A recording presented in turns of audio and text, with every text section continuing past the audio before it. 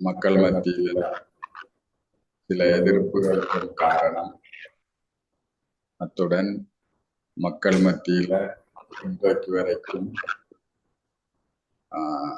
நிலைத்திருந்து கொண்டு செய்வதற்கு காரணம் இந்த தூய்மை கோட்பாடு என்கின்ற ஒரு வலுவான கோட்பாடு. ஆனால் இது வெளியிலிருந்து பார்க்கிற நேரம் இது எப்படி சாத்தியம் என்ற மாதிரி சிந்திப்பார்கள். சிந்தித்தவர்கள் எங்களிலும் பலர் இருப்போம், இது நடைமுறைக்கு பொருந்துமா இல்லையாண்டு. ஆனால் நாங்கள் இதன் உள்ளே வந்து இந்த ஞானத்தை கற்றுக்கொண்டு நாங்கள் பெற்ற எங்களை அறியாமலே இந்த கோட்பாடுகளுக்கு பந்தப்பட்டிருக்கோம். நிறைய பேர் அனுபவமும் அப்படித்தான். அதனால அவங்க மேலும் முன்னேறி இப்பவும் பல பேர் இதை விட இன்னமும் ஏதாவது கோட்பாடுகள் ஏற்படுத்தப்பட்டாலும் அதை ஏற்றுக்கொள்ள தயார் என்ற அளவுக்கு எங்கள் அடிப்படை தூய்மை கோட்பாட்டில் மிக தெளிவாக உள்ளார்கள் பல பேர். அதால அவங்களோட முகத்துல சுமையோ அல்லது அத பலவந்தமாக பெரும்பான்மையாக அப்படி இல்லை. ஆனா இன்றைக்கு இல்லாதையும் நாங்கள் நாளைக்கு அனைத்து கோட்பாடுகளையும் கைப்பிடித்து முன்னணியில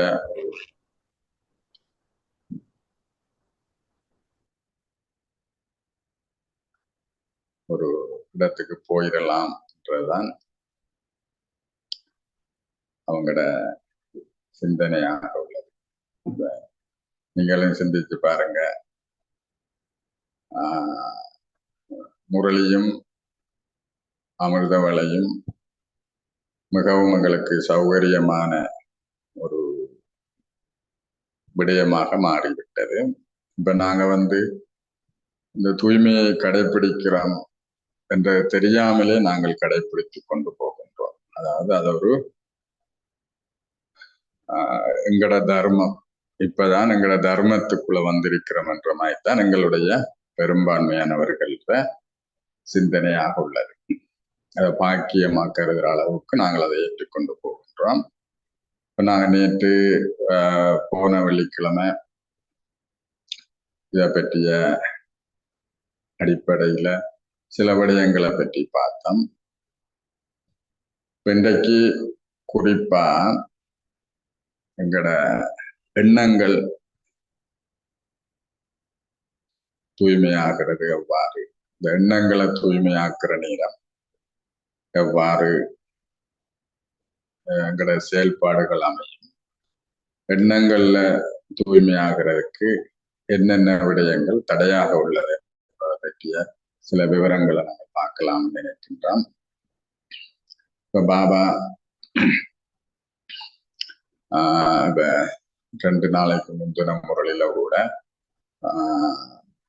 சொன்னார், ஆசீர்வாதத்துல நாங்க எங்கட எண்ணங்கள்லையும் கனவுகளிலையும் பிரம்மச்சரியம் கடைபிடிக்கப்பட்டால்தான் அது உண்மையான முழுமையான தூய்மை என்று சொன்னார். அதாவது தூய்மையற்ற சிந்தனைகள் எங்கட எண்ணங்கள்லையும் வரக்கூடாது, எங்கட கனவுகள்லையும் அது வரக்கூடாது என்று சொன்னார். இதுலதான் பல பேருக்கு சில நேரம் தெளிவில்லாமல் இருக்கும். ஏன்னா நாங்க புறக்காரணிகள்ல கோட்பாடுகளை கடைபிடிக்கிறதுல லேசா இருக்கிறோம், அதால சுமையாகுவதில்லை. அந்த எண்ணங்கள் என்று வரும்போது பல எண்ணங்கள் எங்களை மீறி வருகிறது, எங்களோட அனுமதி இல்லாம. இன்னும் ஒன்று, கனவுகளும்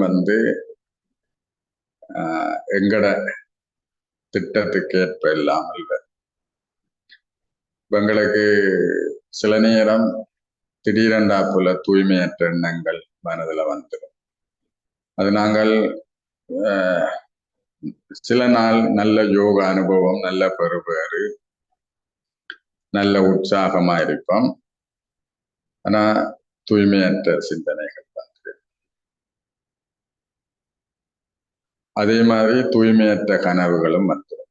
இப்ப இதை யோசிச்சுத்தான் நாங்கள் சில நேரம் பாரமாயிருவோம். எங்களை அளவிட முடியாமல்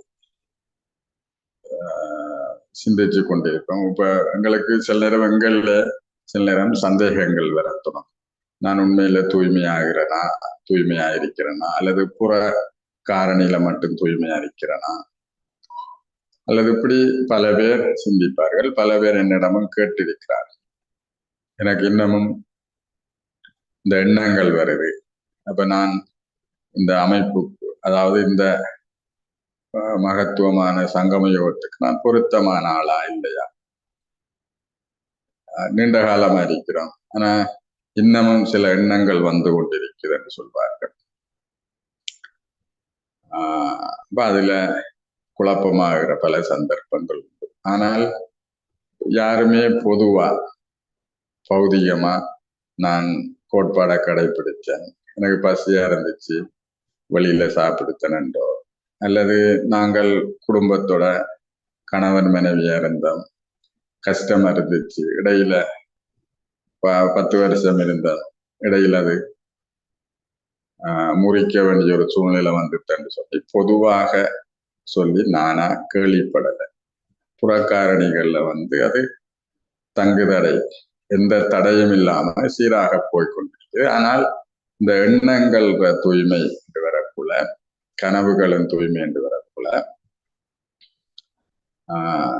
அவ்வப்போது அது வந்து கொண்டுள்ளது.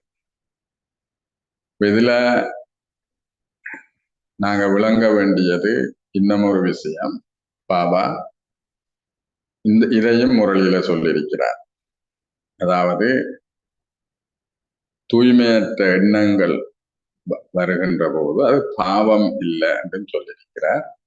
தூய்மையற்ற எண்ணங்களுக்கு செயல் வடிவம் கொடுத்தால் அப்பதான் அது பாவத்தில போய் முடியும் என்று சொல்லியிருக்கிறார். இவ ரெண்டும் நாங்கள் மிக ஆழமாக புரிந்து கொள்ள வேண்டியது. அதாவது தூய்மையற்ற எண்ணங்கள் உருவாகிற நேரம் அது பாவக்கணக்க சேர்க்காது, அது செயல் வடிவத்துக்கு போனால் மட்டும்தான் பாவம். அதே நேரம் பாபா சொல்ற முழுமையான தூய்மை என்பது எண்ணங்கள்லையும் கனவுகள்லையும் தூய்மையற்ற எதுவுமே வரக்கூடாதுன்னு சொல்ற. இது ரெண்டும் ஆழமா புரிஞ்சு கொண்டோம் என்று சொன்னால் எங்கட பிராமண வாழ்க்கையில அனாவசியமாக நாங்க நம்பிக்கை இழக்கிறதையும் சுமையாகிறதையும் தவிர்த்து கொள்ளலாம். என்றால் நிறைய இளைஞர்கள் அல்லது நிறைய வயது குறைஞ்சவர்கள் இந்த மாதிரியான விடயங்கள்ல வந்து என்ன செய்யறது முடிவெடுக்க முடியாமல் போராட்டத்தின் நிமித்தம் ஞானத்தை விட்டு வெளியில போற சந்தர்ப்பங்கள் உருவாகியுள்ளது. பல பேர் என்னிடமும் சில சிஸ்டர்ஸ் கிடைச்சிருக்கிறான். அப்ப காலையில எழுந்து ரொம்ப அழுது போன் கதைக்க முடியாம ஆன்சர் பண்ணாம இருந்தாங்க. கேட்டேன், என்ன நடந்துட்டு இருக்கு? நான் தூய்மையை இழந்துட்டேன் என்று சொன்னார்கள். என்ன நடந்ததுன்னு கேட்டா, அப்படி ஒரு கனவு வந்துச்சு சொன்னார்கள். இது அந்த நபரை தெரிஞ்ச வடிவால் நாங்கள் அவங்கள்ட்ட தொடர்பு கொண்டு விளக்கம் கேட்ட வடிவால் இந்த சூழல் தெரிய வந்துட்டு, ஆனால் அதை சொல்லாமல் அவங்க எத்தனை பேர் முடிவெடுத்து நமக்கு இது பொருத்தமோ இல்லைன்னு சொல்லி இதை விட்டு வெளியில போயிருப்பாங்களோ தெரியல. எங்களுக்கும் அவ்வாறான சில நேரம் நாங்க வயதானவர்களா ஒரு குறிப்பிட்ட வயது கடந்தவங்களா இருந்தாலும் கூட நாங்க மற்றவர்களை புரிஞ்சு கொண்டு மற்றவர்களுக்கு அட்வைஸ் பண்ணக்கூடிய அளவுக்காவது இந்த விடயத்தை நாங்கள் புரிஞ்சு கொள்ளணும். ஏனென்றால் எங்கட அமைப்புல எந்த அளவுக்கு இளைஞர்களை உதாரணமாக்குறோமோ அந்த அளவுக்கு இந்த சேவை மிக சுலபமா இருக்கு. இல்லாட்டி என்ன சொல்வார்கள், எல்லாத்தையும் அனுபவிச்சு முடிச்சு 7வது கட்டத்துல வார மாதிரி சொல்லுவார்கள். சிலர் எங்கட உறவினர்கள் கூட அதை தவிர்த்து கொள்ள பார்ப்பாங்க. அப்ப அதுக்காக நாங்கள் சேவையை இலகுபடுத்துறதுக்கு இந்த இளைஞர்கள் யுவதிகள்ல கவனம் செலுத்த வேண்டும். ஆனா இந்த விடயங்களை நாங்க தெளிவா இருந்தால்தான் அதற்கேற்ற மாதிரி அவங்கள வழி நடத்தக்கூடியதாக இருக்கும். அதுக்காகவாவது நாங்கள் இதை புரிஞ்சு கொள்ளணும். இதுல எண்ணங்கள், தூய்மையற்ற எண்ணங்கள் ஏன் வருகிறது என்றதை புரிஞ்சு கொள்ளணும். இப்ப எங்களுக்கு உணவு பழக்கத்தை எடுத்துக்கொண்டால்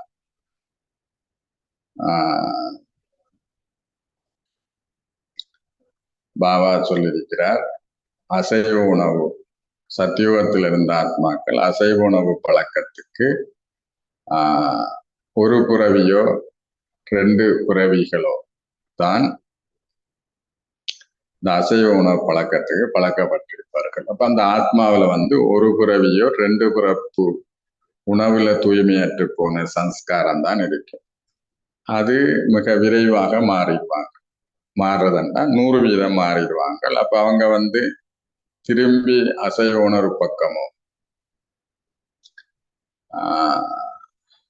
அது ஈர்க்கப்படுறதோ, அதை மிஸ் பண்ணப்பட்ட மாதிரியோ அல்லது விதவிதமான உணவுகளால கவரப்படுற மாதிரியான சம்ஸ்காரங்கள் பொதுவா பிராமணர்களுக்குள்ள வராது.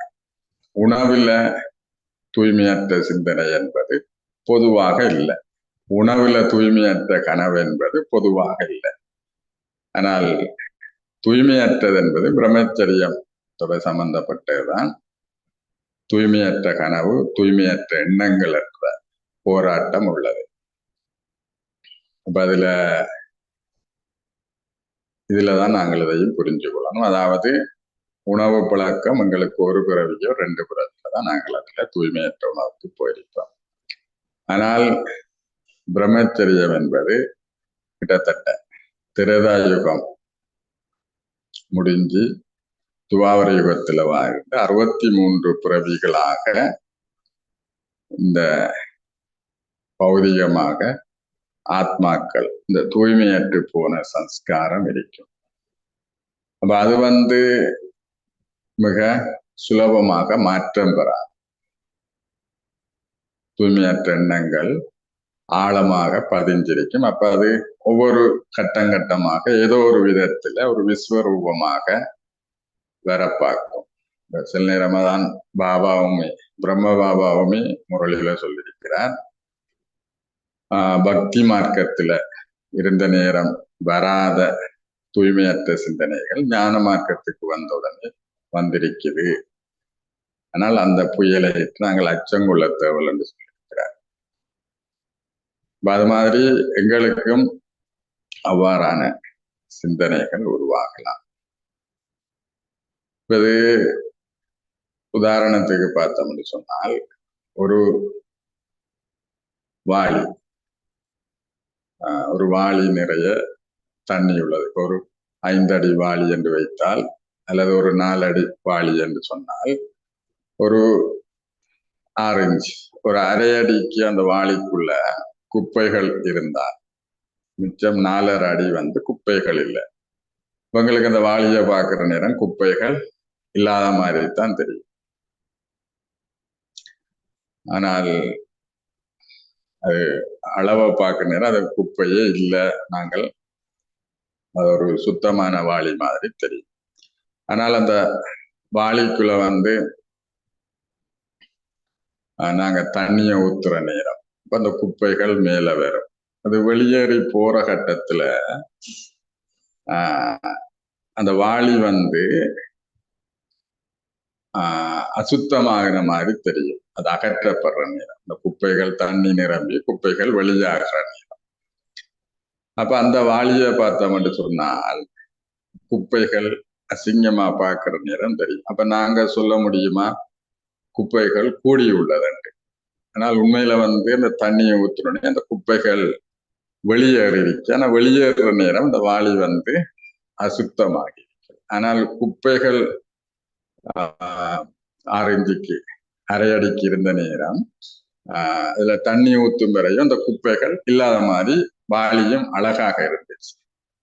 அதே மாதிரிதான் இந்த ஆத்மாக்கள்ல நாங்க பாபாவோட தொடர்பு கொள்ற கட்டத்திலிருந்து தூய்மைக்கான மாற்றம் நிகழ்ந்து கொண்டிருக்கு. நாங்க படிப்படியா நம்பர் பிரகாரமா இருந்தாலும் நாங்கள் படிப்படியாக தூய்மையாகி கொண்டு வருகின்றோம். அப்ப இந்த தூய்மையாகிற நேரம் பழைய பிறப்பு சம்ஸ்காரங்கள் வெளியாகும். அது வெளியேற நேரம் சில வடிவங்களை கொடுக்கும், கடுமையான வடிவங்களை. அதாவது அது புறக்காட்சிக்கு கூடுன மாதிரி இருக்கும். ஆனா உண்மையில கூடல் அது வெளியேறி போகும், தூய்மையற்ற விடயங்கள். அப்ப எங்களுக்கு விளங்கணும் அந்த வாளி மாதிரி நாங்க தண்ணியை ஊத்துற நேரம் வெளியேற்ற பெற மாதிரி நாங்க இந்த ஞானம் யோகம் என்ற விடயம், ஞானம் என்ற எண்ணெயை ஊற்றி யோகம் என்கின்ற சுடரை ஏற்ற நேரம், ஆத்மா தூய்மையாகிற நேரம் பழைய சம்ஸ்காரங்கள் வெளிக்கொண்டு வருது. இதுல நாங்க அவசரப்பட்டு முடிவெடுக்க கூடாது. எங்களுக்கு விளங்கணும் இது அகற்றப்படுகிறதுன்னு சொல்லி. மற்றது பாபா முரளில அடிக்கடி சொல்லியிருக்கிறார், எங்கடது ஆங்கில வைத்தியம் இல்லை, மூலிகை வைத்தியம். மூலிகை வைத்தியம் என்று சொன்னா என்ன? வருத்தம் கூடித்தான் வருத்தம், அதாவது சுகையினம் அதிகரிச்சுத்தான் பிறகு அது இல்லாம போகும். இப்ப அவ்வப்போது வருகின்ற தூய்மையின்மையின் புயல்கள் இவ்வாறான விடயங்களுக்காகத்தான் என்றதை நாங்க தெளிவா புரிஞ்சு கொள்ளணும்.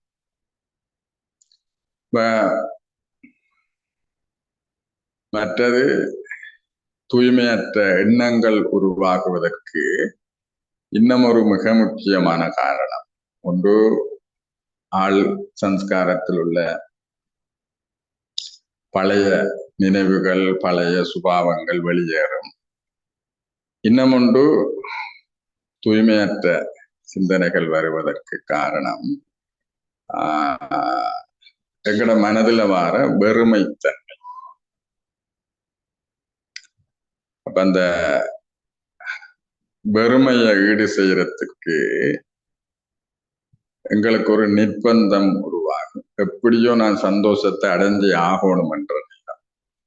அப்ப அந்த நேரமும் இந்த தூய்மையற்ற சிந்தனைகள் வடிவம் எடுக்கும். அந்த வெறுமையாகாத ஒரு சூழ்நிலைகளை நான் பார்த்து கொள்ளும்.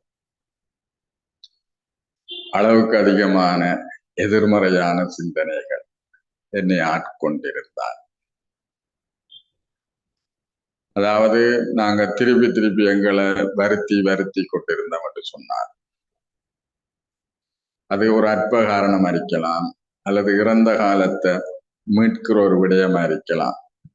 எதுவா இருந்தாலும் நான் எவ்வளவுக்கு என்ன அதிகமாக வருத்துகிறேன், எவ்வளவுக்கு அதிகமாக காயப்படுத்துகிறேன், எவ்வளவுக்கு அதிகமாக நான் அதிகமாக இறுக்கமாகிறேன்.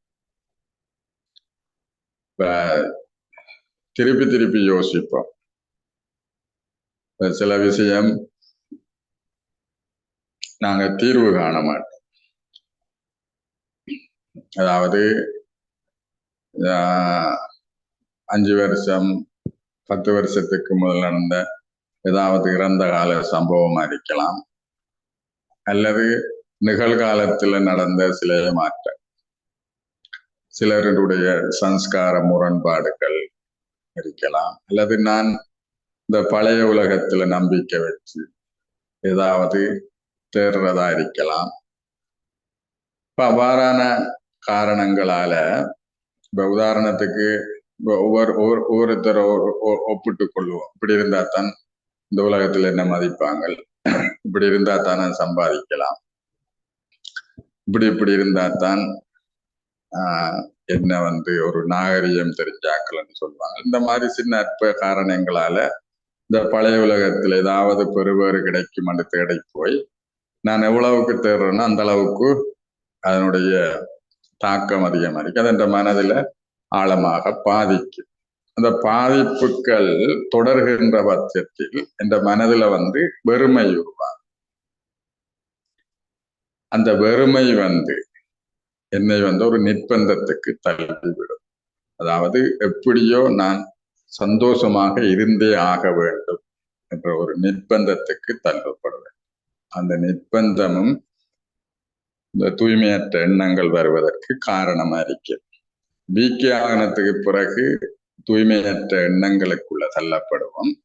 பிகே ஆகாமல் உள்ளவர்களுக்கு, அவங்களுக்கு அடிப்படை ஞானமே இல்லாதவர்களுக்கு அந்த நிர்பந்தங்கள் ஒழுக்க சீர்கேடுகளுக்கு காரணமாகும். எந்த ஒரு பிழையான செயலையும் எடுத்து பாருங்க, போதைப் பொருளோ மதுபானமோ வேற ஒழுக்க சீர்கேடுகளோ அமைதி சந்தோஷத்திற ஒரு நிர்பந்தம் தான். சாதகமான முறையில சந்தோஷத்தை தேடி பார்த்தாங்க, அதை அடைய முடியல, எப்படியோ நான் சந்தோஷமா இருந்துருவோம் என்கின்ற ஒரு நிலைதான் இந்த ஒழுக்க சீர்கேடு. அந்த நிர்பந்தத்துக்கு அவர்கள் தள்ளப்படுவார்கள். ஆனால் பாபார பிள்ளைகள் என்று அவங்களுக்கு இந்த ஸ்ரீமத் என்பது ஒரு வரையறைக்குள்ள சிக்கிக்கொண்ட மாதிரி, விரும்பி வந்தாலும் ஒரு குறிப்பிட்ட நிர்பந்தம் உருவாகினால் பாபாட கோட்பாடுகள் ஒரு அவங்களுக்கு ஒரு சிறை பிடிச்ச மாதிரி இருக்கும். ஆனால் நிர்பந்தம் இல்லாத பட்சத்தில் பாபாட கோட்பாடுகள் எல்லாம் பாதுகாப்பு கோட்டையா இருக்கும். இப்ப உங்களுக்கு விளங்கும் தானே, இந்த தூய்மை கோட்பாடு பாபா எங்களை பாதுகாத்திருக்கிறார். எப்ப எனக்கு சந்தோஷம் நிர்பந்தம் இல்லாத காலப்பகுதியில, ஆனா நான் சந்தோஷம் அடையணும், எனக்கு வேற வழி இல்லை, சந்தோஷமே இல்லை, எனக்கு எப்படியே வேணும்னு சொன்னா கோட்பாடுகள் என்னை சிறைப்பிடிச்ச மாதிரி இருக்கும். இப்ப அந்த மாதிரியான சூழ்நிலைகள்ல இந்த மனதுல வார வெறுமையை ஈடு செய்யறதுக்கு இந்த தூய்மையற்ற சிந்தனைகள் வர பார்க்கும். இது வயதை பொறுத்து வித்தியாசப்படும். இப்ப வயது குறைஞ்சவர்களுக்கு நேரடியாக இந்த தூய்மையற்ற சிந்தனைகள் தாக்குறதா இருக்கும். வயது கொஞ்சம் அதிகமானவங்களுக்கு தாங்க முடியாத பற்றா இருக்கும். சிலருக்கு தாங்க முடியாத பேராசையில விடும். அதெல்லாம் எல்லையை கடந்த நிலையாக மாறிவிடும். எல்லையை கடந்தன்னு சொன்னால் அதுல சரிவுல யோசிக்க மாட்டான். அதாவது இது பேராசையா இருக்குது, இதுக்குள்ள நான் போகக்கூடாதுன்னு மற்றவர்கள் சொன்னாலுமே கேட்க மாட்டான், அல்லது எனக்கு அதை சிந்திக்க கூட முடியாது, சரிவுல யோசிக்காம அதை அடையணும் என்ற மாதிரியான ஒரு சூழ்நிலைக்கு போகும். அதான் அந்த பலவீனம் குறிப்பிட்ட எல்லையை கடந்தது. பேராசை எல்லைக்குள்ள இருந்தால் கட்டுப்படுத்தி கொள்வோம், கொஞ்சம் ஆசை வந்தாலும் இல்லை அது பிள்ளையை தவிர்த்துக் கொள்ளும். அது எல்லையை தாண்டி சொன்னால் சரிவுல யோசிக்காம அதுக்காக என்னவும் செய்வோம். அந்த மாதிரி ஒரு சூழ்நிலைக்குள்ள நாங்க தள்ளப்படும். இவ்வாறான ஒரு சூழ்நிலைக்குள்ள போறதுக்கு காரணம் என்னுடைய மனதில் உருவாக்குற வெறுமைகள். இப்ப சிலரை பார்த்தா திருப்பி அப்செட் ஆகுறது, திருப்பி ஓஃப் ஆகுறது, திருப்பி கண்ணால தண்ணி வருகுது. அவங்க இந்த அமைதியாக இருப்பதற்கான சந்தர்ப்பங்கள் மிக குறைவு என்கின்ற போது இப்ப நாங்களே யோசிப்போம், இந்த ஆத்மா அமைதியா இருப்பதற்கான சந்தர்ப்பத்தை தேடுதும் இல்லை, திருப்பி ஏதோ ஒரு காரணத்தை சொல்லி தன்னை குழப்புறத்துலதான் தன்னை வருத்திரத்துலதான் இலக்கா இருக்குது என்று சொன்னால் இந்த ஆத்மா ஒரு வெறுமையை ஒரு கட்டத்துல உணரப்போறாங்க. இந்த வெறுமை என்று போற நேரம் அவருக்கு தூய்மையற்ற சிந்தனைகள் சௌகரியம் என்பது தவிர்க்க முடியாததாக மாறிடுமே என்று சொல்லி நாங்களுமே யோசிப்போம். அது வருத்துறது என்பது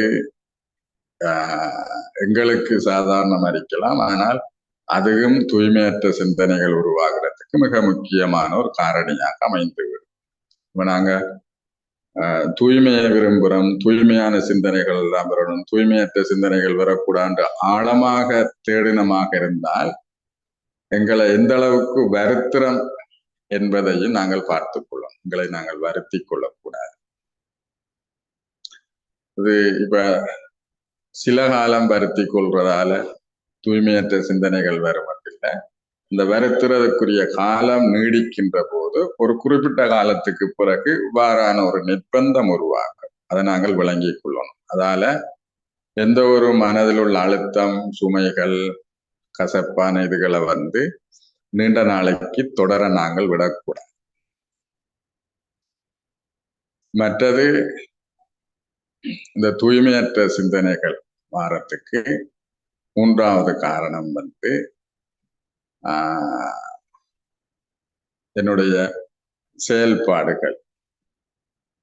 அதாவது நான் தூய்மையற்ற விடயங்களை ரொம்ப ரசிச்சு தேடக்கூடாது. இப்ப பொதுவா இப்ப எங்களோட கண் மிக முக்கியமான விடயம். அது என்னத்தை பார்க்கிறோம், என்னத்தை கிரகிக்கிறோம் என்றதை பொறுத்து. என்றால் நாங்கள் சாதாரணமா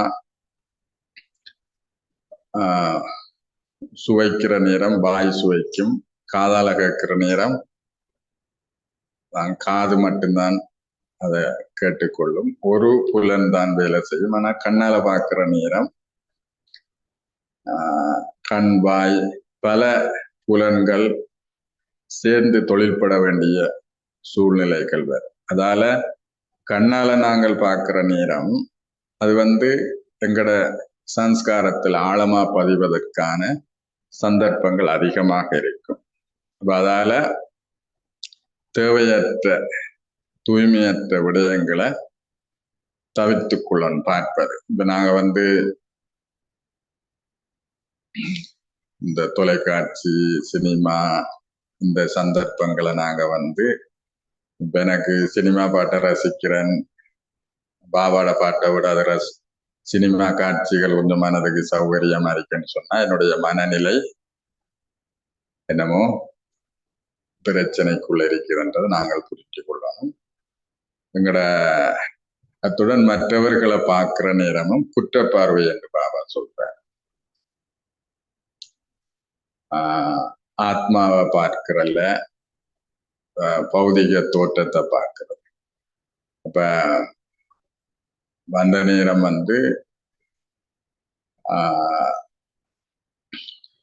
எங்கட தூய்மையற்ற சிந்தனைகளுக்கான சந்தர்ப்பம் அதிகமா இருக்குது. அதுல கண்தான் எங்களை அளவுக்கு அதிகமாக ஏமாற்றுகிற ஒரு விடயம். இப்ப அதுல நீங்க பாபா சுர்தாஸ் அவர் அந்த கதையும் உதாரணம் சொல்றேன். அந்த கண்ணால தான் டிஸ்டர்ப் ஆகிறான், கண்ணால தூய்மையற்ற விடயங்கள், தூய்மை இழந்து போறன்னு சொல்லி அவர் தன் கண்ணையை குருடாக்கி கொண்டார். அந்த அளவுக்கு அவர் இந்த தூய்மையற்ற விடயங்கள் பார்க்க கூடாதுன்றது தெளிவா இருந்தார். ஆனா எங்களுக்கு பாபா அப்படி குருடாக்க சொல்லவில்லை, பார்த்தும் பாராமல் இருக்கும் சொல்லி. இப்ப பார்த்தும் பாராமல் இருக்கிறதுண்டா என்ன? அதுக்கு நீண்ட நாள் பயிற்சி வேணும். இப்ப நான் சில விடயம் இப்ப பார்த்தும் பார்க்காம இருக்கிறாங்க சொல்லியிருக்காங்க. சினிமா படத்தை பார்த்தும் பாராம இருக்கிறன்ற மாதிரி அந்த மாதிரி மூட்டுத்தனமான விஷப்பரீட்சைக்குள்ள நாங்கள் இறங்கி கொள்ளக்கூடாது. ஆனால் கண் மிக முக்கியமானது. அப்ப இதுக்கு யாருமே இதை தடை போட முடியாது. இப்ப யாரும் எது வேணுமாண்டாலும் செய்யலாம். இதுல திருடராய் பார்த்து திருந்தாவிட்டால் திருட்டை ஒழிக்க முடியாதுன்ற மாதிரி நானா புரிஞ்சு கொண்டு தேவையற்ற விடயங்களை பார்ப்பதை நான் தான் தவிர்த்துக் கொள்ளும். இதில் ஆபாசம் சார்ந்த விடயம் தான் மிக விரைவில் எல்லோரையும் கவர்றது. அது இப்ப சில நேரம் பார்த்தீங்கன்னு சொன்னா இப்ப புகைப்பிடித்தல், மதுபானம் பாவிக்காத ஆக்கள் பிறவியிலிருந்து பல பேரை அடையாளம் கண்டு கொள்ளலாம். இந்த ஆபாச காட்சிகள், ஆபாச படங்கள் பார்க்காதவர்கள் பிறவியிலிருந்துன்றத கண்டுபிடிக்கிறது மிக அரிது. அது மிகப்பெரிய போதைப் பொருள் உலகத்துல வந்து இந்த ஆபாச படங்கள், ஆபாச காட்சிகள். அதை ரசிக்கிற நேரம், அதுக்குள்ள போற நேரம் உங்களோட ஆத்மாவில வந்து நல்லெண்ணங்கள் உருவாகாது. அதை ரசிக்கிறவர் வந்து மற்ற ஆத்மாக்களை சகோதர ஆத்மாவாகவோ சகோதரியாகவோ அல்லது சகோதரர்களாகவோ பார்க்க சொன்னால் அது சாத்தியப்படாது. அதால அவ்வாறான காட்சிகளை நான் தான் தவித்துக் கொள்ளணும் பார்ப்பதிலிருந்து. மற்றது இந்த 3 விஷயங்களும் புரிஞ்சு கொண்டமாக இருந்தால் எங்களோட எண்ணங்களை வந்து நாங்கள் தூய்மையாக்கி கொள்ள முடியும். இப்ப எண்ணங்கள் தூய்மையாகிற நேரம் என்னுடைய செயல் அந்த எண்ணங்களுக்கு ஏற்பவே அமையும். எண்ணங்களுக்கு ஏற்ப செயல் அமைந்தால் அது மற்றவர்களுக்கு நன்மை பயப்பதாக இருக்கும். அதாவது இந்த தூய்மையான எண்ணங்களுக்கு ஏற்ப செயல் அமைகின்ற போது அங்கே வந்து தெய்வீகம் வெளிப்படுத்தப்படும். அந்த தெய்வீகம் மற்றவர்களை சாத்வீகமாக கவர்ந்து கொள்ளும். மற்றது அடுத்த விடயம் பாபா சொல்ற தூய்மையற்ற சிந்தனைகள் வருகின்ற போது பாவம் இல்லை. ஆனால் தூய்மையற்ற சிந்தனைகள் நானா தேடி உருவாக்கி கொள்ளக்கூடாது. பழைய சம்ஸ்காரம், பழைய சுபாவத்து நிமித்தம் திடீரென்றா போல இருந்துட்டு வருகின்ற தூய்மையற்ற சிந்தனைகள் வந்து அதால நான் தூய்மை இழந்துட்டேன் என்று சொல்லி கவலைப்பட வேண்டியதில்லை. அது உண்மையில வந்து அகற்றப்படுகிறது.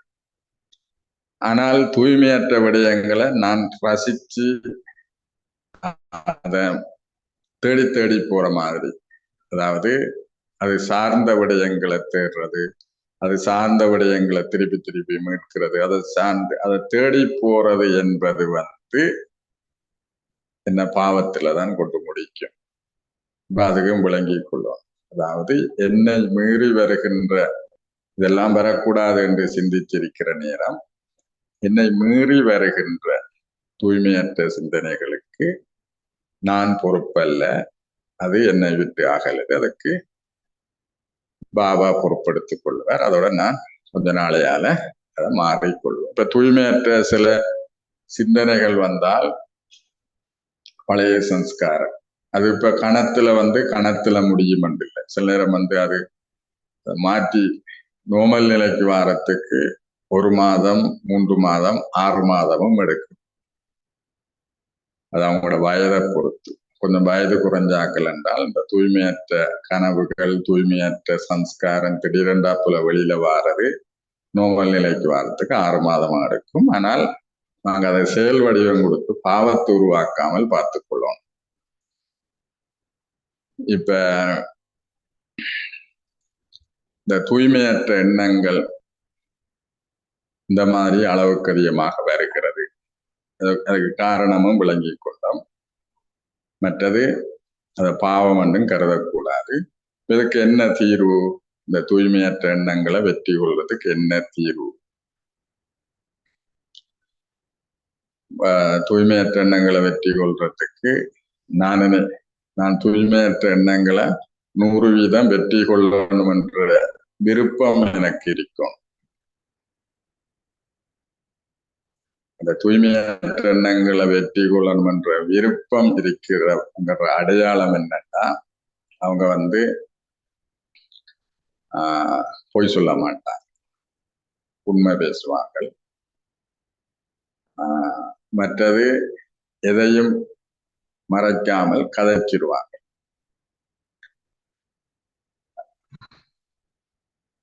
மற்றது 3வது விடயம் வந்து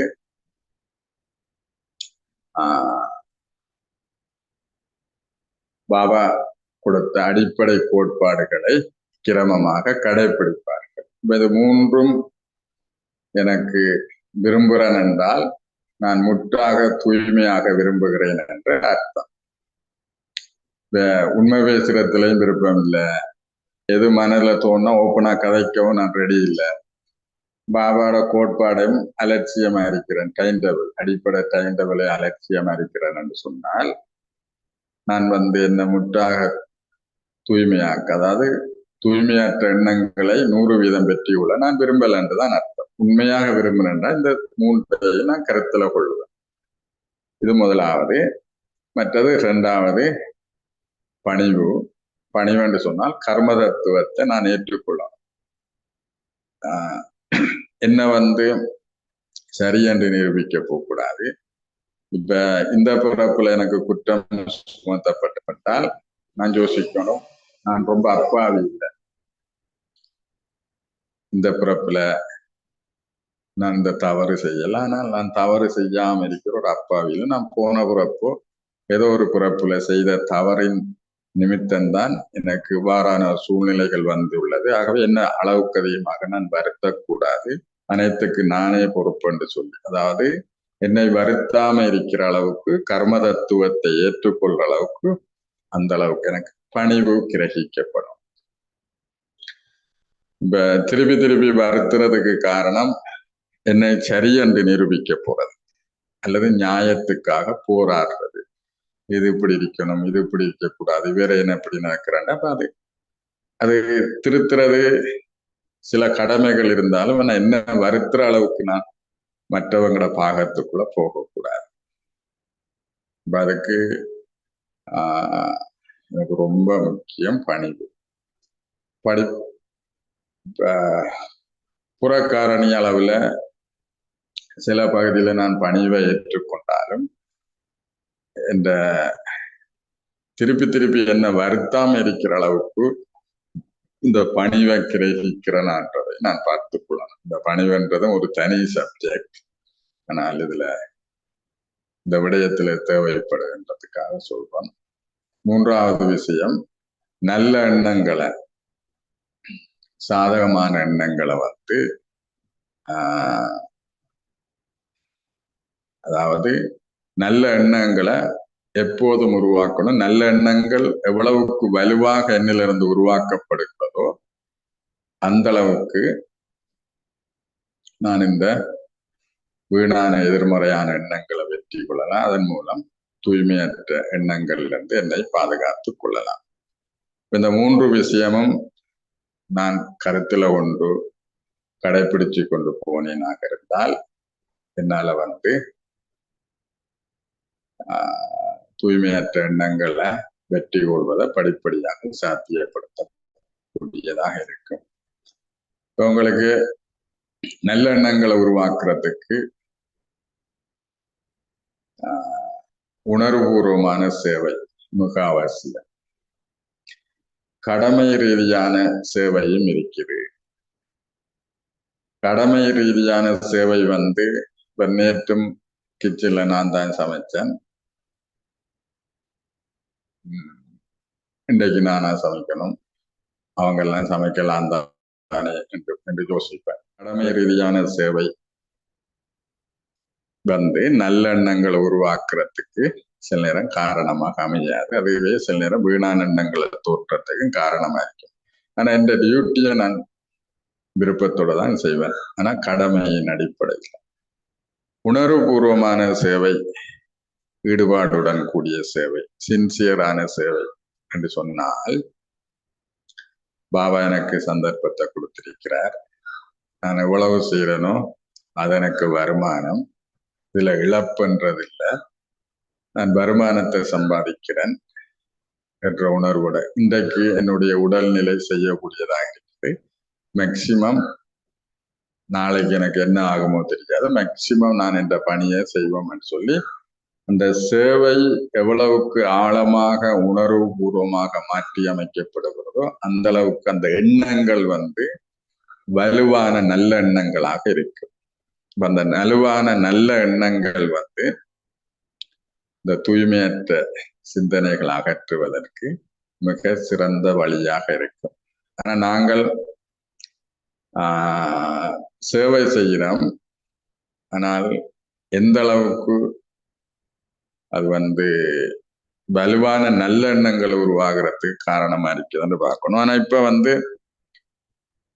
மேடையில போய் பேசிட்டு வர்றது, ப்ரோக்ராம் அரேஞ்ச் பண்ணி போறது, இப்படியான சேவைகள்ல நாங்க ஈடுபட்டாலும் ஆனா அந்த சேவையை எங்களுக்கு என்ன மதிக்கல, எனக்கு மரியாதை கொடுக்கல, எனக்கு இதை பொறுப்பு தந்திருக்க நான் செய்திருப்பேன் தானே, அல்லது எந்த அளவு மீறி பொறுப்பு தந்தாங்க. அந்த மாதிரி சில நேரம் இந்த சேவை நல்ல எண்ணங்களை உருவாக்குறதுக்கு காரணம் இல்லாம வீணான எதிர்மறையான உணர்வுகளை உருவாக்குறதுக்கு இந்த சேவை காரணமாயிரும். அப்படியான சேவை உண்மையான சேவை இல்லை. அதைத்தான் பாபா சொல்றார். அப்படியான சேவை நாங்க இப்போதைக்கு செய்ய தேவையில்லை. இப்பயே எங்களுக்கு சேவை முக்கியம் என்றால் என்னிடம் உள்ள வளம் வீணாக்கப்படக்கூடாது. மனதின் சக்தி, உடலின் சக்தி, பௌதிகத்திட சக்தி, இது மற்றவர்களுக்காக பயன்படுத்தப்படாட்டி அது சரியாக பயன்படுத்தப்படுவது என்பதற்கு எந்த உத்தரவாதமும் இல்லை. அதால சேவை முக்கியம். ஆனால் அது நல்ல எண்ணங்களை வலுவாக உருவாக்கக்கூடிய மாதிரியான சேவையாக அமைந்தால் எங்களோட மனம் சுத்தமாகிறதும் தூய்மையாகிறதும் மிக சுலபமாக இருக்கும். இங்க எல்லோருக்குமே சேவை விருப்பம். ஆனா அந்த சேவையில தரத்தை புரிஞ்சு கொண்டு நாங்கள் அதை மாற்றிக்கொள்ளும். இப்ப அதாவது நாங்க செய்யற சேவையிட அளவை விட சேவையிட தரம் தான் மிக முக்கியம். அந்த தரம் தான் எனக்குள்ள அந்த தெய்வீகத்தை கிரகிப்புறத்துக்கு அடிப்படையாக இருக்கு. சிலரம் அளவு கூடினால் சிலரம் தெய்வீகத்தை அந்த அளவு கிரகிக்க முடியாம போயிடும். சேவை எங்களுக்கு சுமையாகி கொள்ளும், ட்ரெஸ் ஆயிடுவோம், எனக்கு ரிலாக்ஸ் வேணும் அப்படின்னு தேடும். ஆனா சேவை அவ்வாறான சேவைகள் நாங்கள் தவிர்த்துக் கொள்வது மிக நல்ல.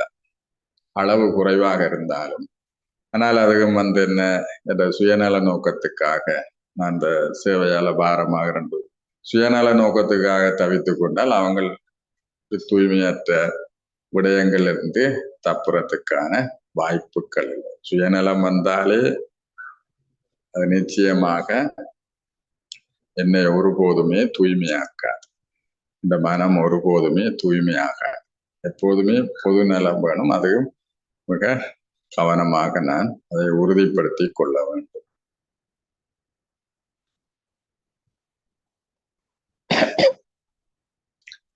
இப்ப உங்களுக்கு ஏதாவது இது சம்பந்தமா கேள்விகள் இருந்தால் இங்க கேட்கலாம்.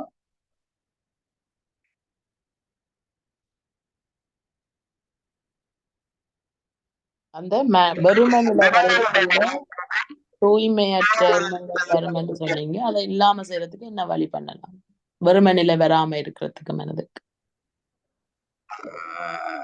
அதாவது தூய்மையற்ற எண்ணங்கள் வரக்கூடாது. நான் தூய்மையாக விரும்பணும். அந்த விரும்புறவங்கள் வாழலாம். ரெண்டாவது அந்த வெறுமையை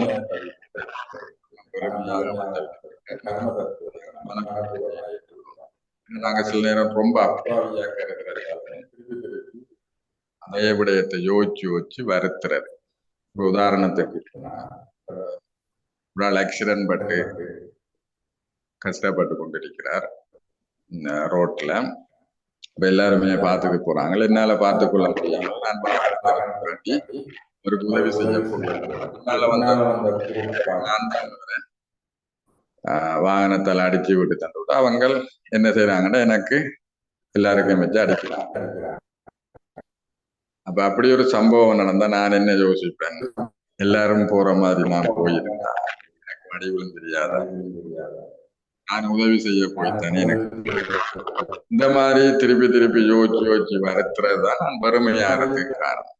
இதுல உதவி செய்தது தவறு இல்லை, இதுல உதவி செய்தது தவறு இல்லை. நான் என்ன நினைக்கும் பாருங்க, கட் பண்ணிவிட்டேன். இதுல நான் உதவி செய்தது தவறில்லை.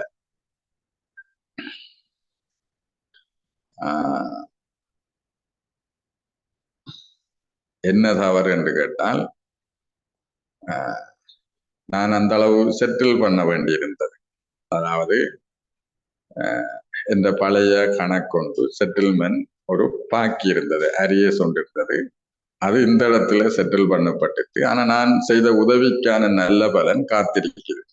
நான் உதவி செய்யாம எல்லாரும் மாதிரி போயிருந்தாலும் அந்த கணக்குக்குரிய விளைவை நான் எங்கேயாவது செட்டில் பண்ணித்தான் இருப்பேன். அந்த புரிந்துணர்வு வேணும். அப்ப அந்த கர்ம தத்துவத்தை எனக்கு நன்மை பயக்கக்கூடிய விதமாக அதை பணிவுடன் ஏற்றுக்கொள்ளணும். நான் ரொம்ப அப்பாவியா கருதாம இவ்வாறான விடயங்களை நாங்கள் கருத்துல கொண்டோம்னா எங்களை திருப்பி திருப்பி வருத்த வேண்டி வராது. ஏன் ஏன் என்ற கேள்விக்குள்ள போக மாட்டோம். காரணம் இல்லாமல் எதுவும் நடக்காது. ஆனால் எல்லாமே நன்மையில முடியும். பாபா எனக்கு உதவி செய்வார் என்ற மாதிரி நாங்கள் எடுத்துக்கொள்வோம்.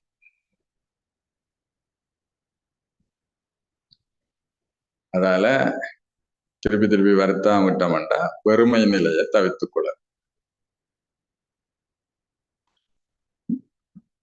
ஓம் சாந்தி. ஓகே, நான் சரி.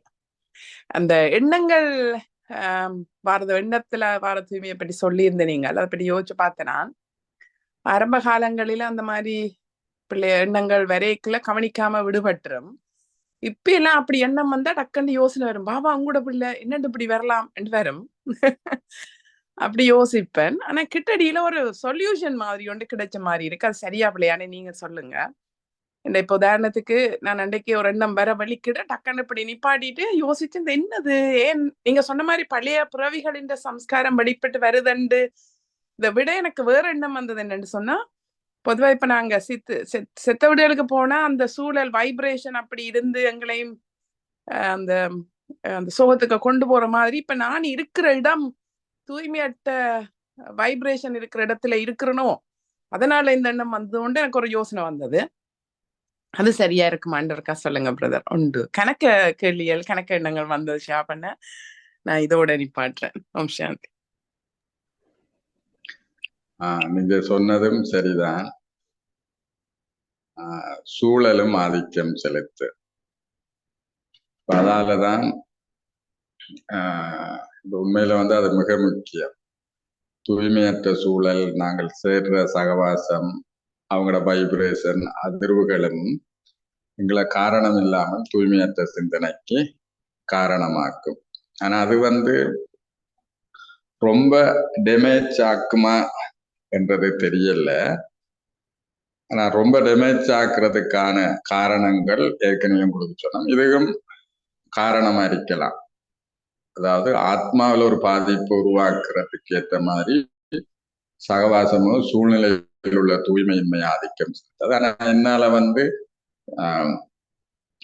சாதகமான நல்ல எண்ணங்களை உருவாக்க விடாமல் தடுக்கிறதுக்கான ஒரு காரணமா இருக்கலாம். இப்ப இதுக்கு வந்து ஆன்மீக சூழலை உள்ள இடங்களை நாங்கள் அடிக்கடி நாடிக்கொள்வோம். சென்டர்ஸ், ரிட்ரீட்டுகள்ல நேரடியாக கலந்து கொள்ளும். இந்த ரிட்ரீட் சென்டர் எல்லாம் அதுக்காக வேண்டிதான் உள்ளது. சண்டேஸ் கேதரிங், ஃபேமிலி கேதரிங், நேரடியாக கலந்து கொள்வது. மற்றது குறைஞ்சது கிழமையில 2 நாளாவது இந்த நிலையங்களுக்கு போய் பாபா சூழ்நிலை இருக்கிறது, அந்த மூத்தவர்களோட அல்லது கொஞ்சம் தொடர்புக்கு வாரது, இந்த மாதிரியான சூழ்நிலைகளால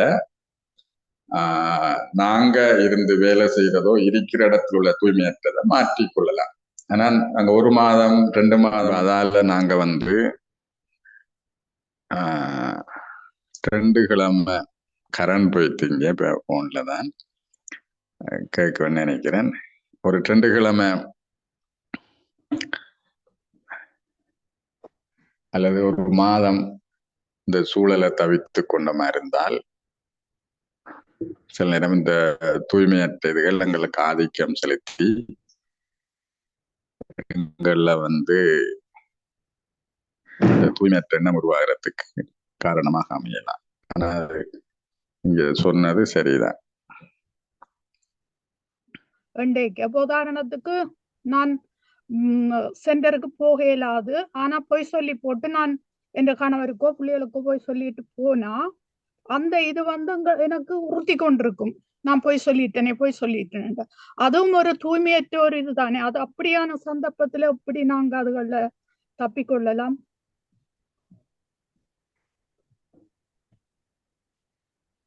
நிச்சயமாக அதுல நாங்க கவலைப்பட தேவையில்லை. அதாவது நாங்க முரளி கேட்க போறது, சேவைக்கு போறது என்பது தூய்மை ஆகிறதுக்கான நிகழ்வு, ஆத்மாவை தூய்மையாக்குறதுக்கான நிகழ்வு. கலியுகத்துல புரியாத ஆத்மாக்கள் அவங்களோட கொள்ளளவுக்கு ஏற்ப காரணத்தை சொல்றோம். அதுல நான் குற்ற உணர்வை கொண்டிருக்க தேவையில்லை.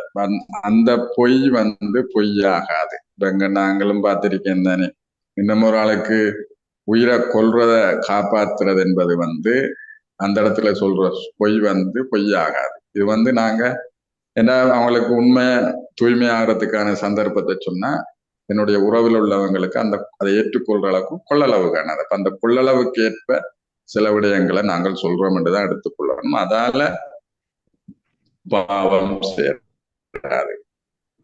இதுலயும் பாருங்க, தூய்மையற்ற எண்ணங்கள் உருவாகிறதால கூட பாவம் வராது. அந்த எண்ணங்கள் செயல் வடிவத்துக்கு தான் பாவம் உருவாகும். இது எங்கட செயல் என்னவாகுது? நாங்கள் சொல்றது சில நேரம் பொய்யா இருந்தாலும் எங்கட செயல் முரளி சேவை என்று வரக்குள்ள தூய்மை ஆகிறதுக்கான செயல்பாடு. அந்த செயல் ஒரு நாளும் பாவத்தில் எங்களை கொண்டு. இதுல பிரதர் நான் பண்ணி கேட்கிறேன். இப்ப நாங்க சென்டருக்கு போறதுக்கு கணவருக்கோ வீட்டுல பொய்ய சொல்லி போட்டு சென்டர்ல வேலை முடிஞ்சு வரைக்க வார வழியில ஃப்ரெண்ட் வீட்டை போறது, ஷாப்பிங் செய்யறது, அது பாவத்துல ஆட் பண்ணப்படும் தானே பிரதர்?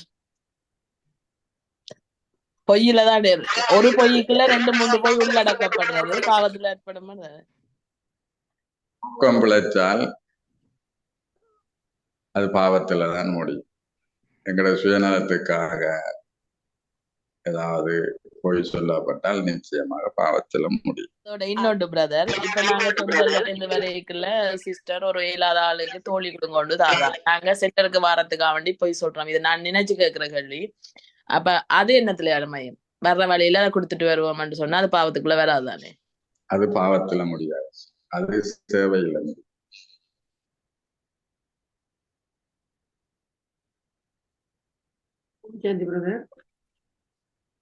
நீங்க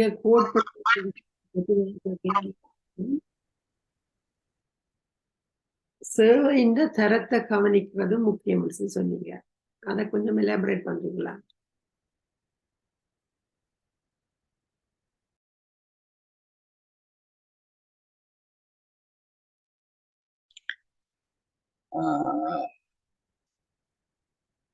இப்ப சேவையில தரம் என்பது இப்ப ஒரு அம்மா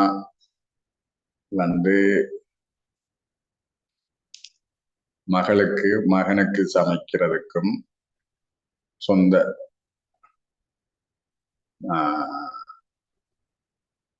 பக்கத்து வீட்டு பிள்ளைகள் வேற யாருக்கு சமைக்கிறதுக்கு வித்தியாசம்.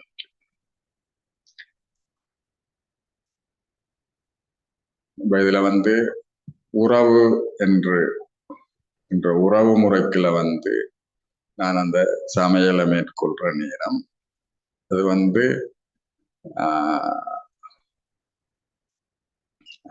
கடமை ரீதியாக இல்லாமல் உணர்வு ரீதியாக இருக்கும். அதுல நான் என்னுடைய அசௌகரியங்கள், என்னுடைய உடல் வலிமை, என்னுடைய தடைகள், சோதனைகள் ஒருபோதுமே முதன்மை பெறாது என்னுடைய உறவென்று வரும்போது. ஆனால் வேற யாருக்கும் அதே பணியை செய்யற நேரம் டைமுக்கு முடிக்கணும் என்று பார்ப்போம், நான் மட்டும்தானே செய்யணும் என்று பார்ப்போம். உடல் வலி, என்னுடைய பௌதீக குடும்ப சூழல், இந்த காரணிகள் எல்லாம் கொஞ்சம் பெரிய விடயமா தெரியும். அப்ப இந்த காரணிகள் பெரிய விடயமா தெரிற நேரம் என்னுடைய தியாகம் கொஞ்சம் குறைவா இருக்கு. ஆனா என்னுடைய பிள்ளைகள் உறவு என்று வரும்போது எந்த தியாகமும் தியாகமா தெரியாது. அந்த பிள்ளை அடைகிற நன்மை தான் எனக்கு கண்ணுக்கு தெரியும். அது மாதிரி நான் சேவை ஒரு ஆளுக்கு உதவி செய்யறேன் என்று சொன்னால் என்னுடைய சகோதரத்துக்கு உதவி செய்யறேன், என்னுடைய சகோதரத்தை துன்பத்திலிருந்து அகற்றுறேன். எனக்கு கிச்சன்ல சமைக்கிறது வந்தாலும் என்னுடைய சகோதரங்களுக்காக சமைக்கிறேன். அந்த மாதிரி அதை உணர்வாக உறவுகளினூடான இந்த உணர்வினூடாக செய்யற நேரம் அந்த சேவை வந்து மிகவும் சேவை வந்து அதாவது ஒரு மிகவும் தரம் வாய்ந்த சேவையாக இருக்கும். இப்ப பிரம்மபாபா வந்து மேடையில நேரடியாக அவர் பேச போகல, ஆனால் குழந்தைகள் பேச போறாங்கன்னு சொல்லி அவங்களுக்காக அவர் யோகா பண்ணி கொண்டார். அதாவது இந்த நேரம் இந்த குழந்தை இந்த இடத்த போய் சேர்ந்திருக்கும், இந்த நேரம் இந்த குழந்தை மேடையில் ஏறும், இந்த நேரம் இந்த குழந்தை பேச தொடங்கும், அதால நிறைய பேர் நன்மை அடைவாங்கள். அந்த உணர்வு பூர்வமான பணியாற்றினார். அவர் நேரடியா போய் சொற்பொழிவாற்றல். ஆனால் இதுல வந்து நல்ல சேவை நல்லமில்லாத சேவை என்று எதுவுமே இல்லை. என்னுடைய உணர்வு மேன்மையா இருந்தால் அந்த உணர்வுக்கான பலனத்தை நாங்கள் பெற்றுக்கொள்வோம். அப்ப இந்த ஆழ்மனதுல நல்ல சாதகமான எண்ணங்கள் வலுவாக உருவாகமாக இருந்தால் இந்த உணர்வுபூர்வமான சேவை வந்து மிக முக்கியத்துவம் வாய்ந்ததாக இருக்கு.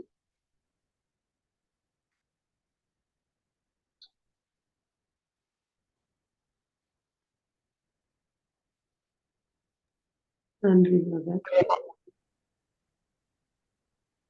Thank you brother. நாங்கள் அருமையான நிறைய விஷயங்கள் எடுத்தீங்க.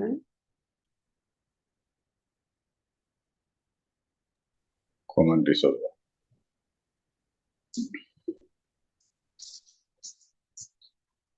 நன்றி சொல்றேன்.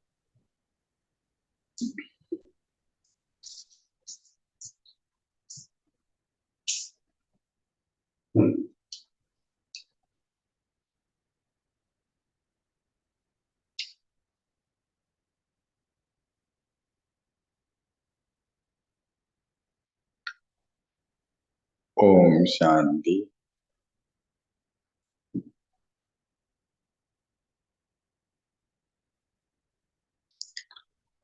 எண்ணம் போல என்னுடைய வாழ்வு.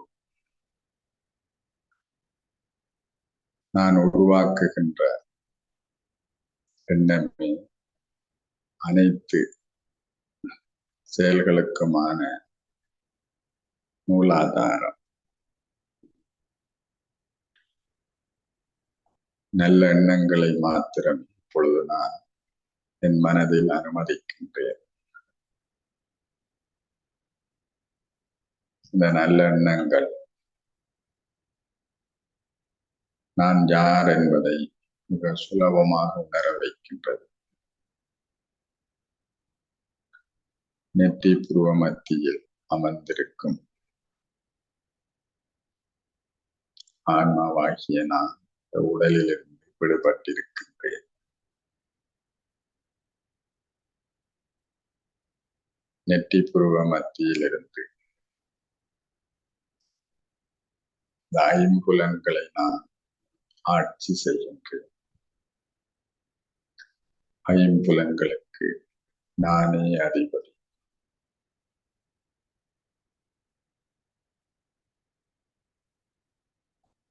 இதனால் அமைதி, சந்தோஷம், அன்பு, தூய்மை போன்ற நல்ல உணர்வுகளை எல்லாம் சுலபமாக உருவாக்கக்கூடியதாக உள்ளது.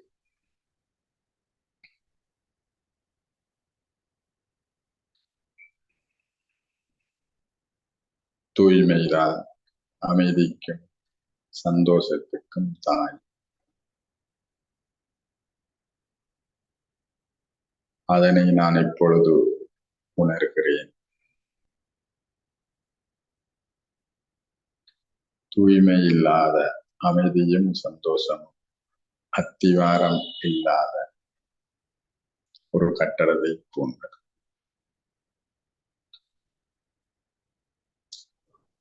அது சில நொடிப்பொழுதில் அந்த சந்தோஷம் அழியக்கூடியது. தூய்மை என்ற அத்திவாரத்தின் அடிப்படையில் நான் உருவாக்குகின்ற அமைதியும் சந்தோஷம் எந்த சூழ்நிலைக்கும் ஈடு கொடுக்கக்கூடியது. அவ்வாறான தூய்மையை நான் இப்பொழுது அனுபவம் செய்கின்றேன்.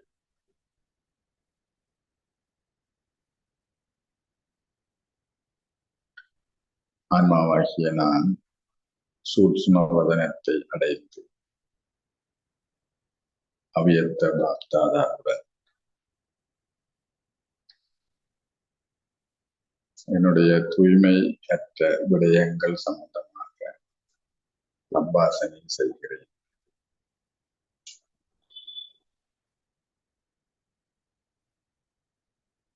என் மனதில் உள்ள தூய்மையற்ற விடயங்களை அவ்வியக்த பாப்தாதாவுடன் மனப்பூர்வமாக உரையாடுகிறேன்.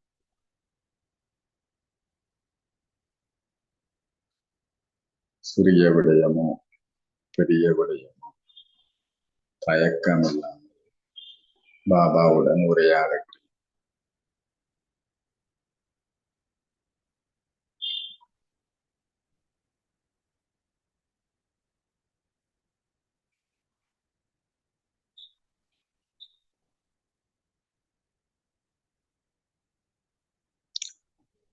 இப்பொழுது நான் ஒரு படி மேல் தூய்மை அதிகரித்ததை உணர்கிறேன்.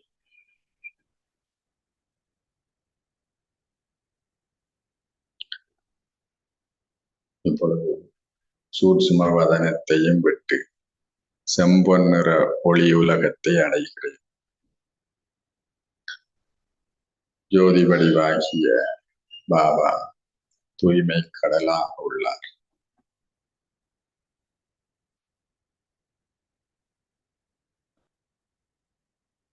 நான் அந்த தூய்மை கடலில் மூழ்குகிறேன்.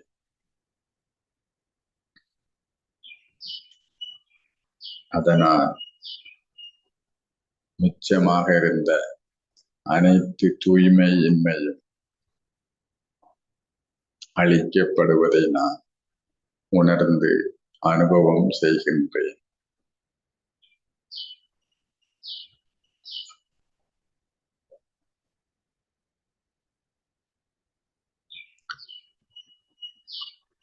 இந்த தூய்மையின் வலிமை கர்ம தத்துவத்தை நான் இலகுவாக ஏற்றுக்கொள்ள உதவி செய்கிறது.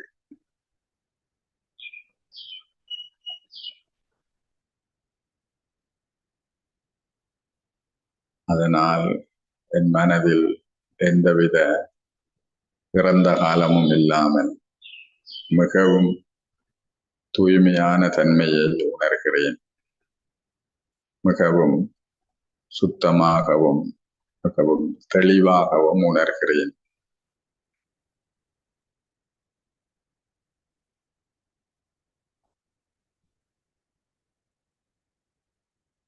முற்றான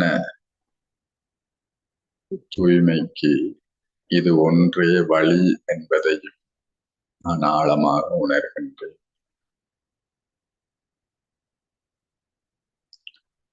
தூய்மை கடலுடனான இந்த சங்கமம்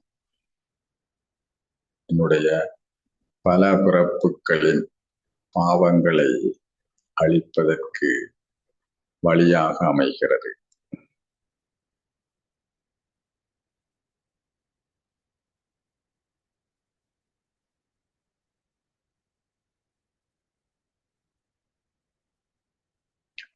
ஆத்மா பரமாத்மாவுடன் ஐக்கியமாகின்ற இந்த மகோன்னதமான நிகழ்வே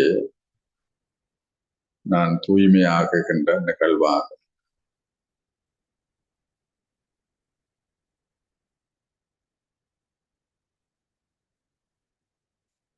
அதுவும் செம்பொன்னிற ஒளியுலகத்தில் அது நிகழ்கிறது.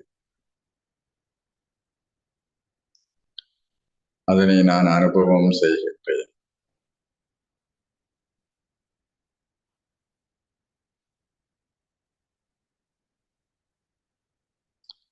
அனுபவம் செய்கின்றேன்.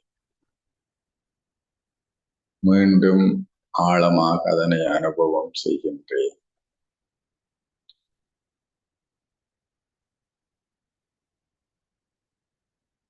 இந்த நல்ல உணர்வுகளை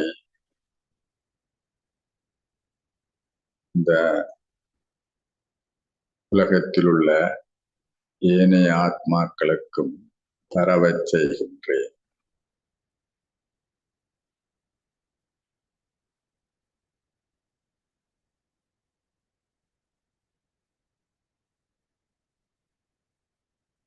ஓம் சாந்தி.